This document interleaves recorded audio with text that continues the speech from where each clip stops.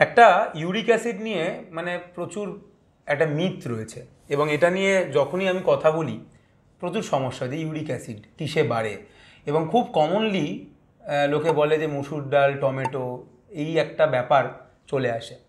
এবার ব্যাপারটা হচ্ছে যে এটা আমি বলে বলে আর লোককে বোঝাতে পারি না যে ইউরিক অ্যাসিড এইটা তৈরি হয় অ্যাকচুয়ালি পিউরিন থেকে। আমাদের শরীরে পিউরিন বলে একটা জিনিস রয়েছে, সেটা থেকে ইউরিক অ্যাসিড তৈরি হয়। তো যে খাবারগুলোর মধ্যে পিউরিন বেশি, সেখান থেকে ইউরিক অ্যাসিড তৈরি হওয়ার সম্ভাবনাও বেশি থাকে।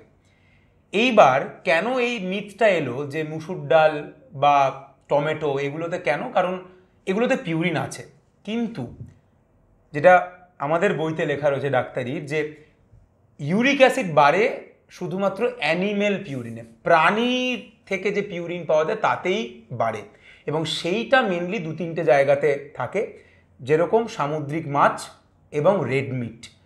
সেই জন্য ইউরিক অ্যাসিড যদি আপনার বেশি থাকে তাহলে আমি বলবো যে দুটো জিনিসকে আপনাকে অ্যাভয়েড করতে হবে। এক হচ্ছে রেড মিট, এবং দুই হচ্ছে সামুদ্রিক মাছ। মুসুর ডাল, টমেটো এগুলো নিয়ে কিন্তু ডাক্তারি লিটারেচারে নেই। আর একটা জিনিস ইউরিক অ্যাসিড বাড়ায়, সেটা হচ্ছে মদ। কিন্তু মদ কিভাবে ইউরিক অ্যাসিড বাড়ায়?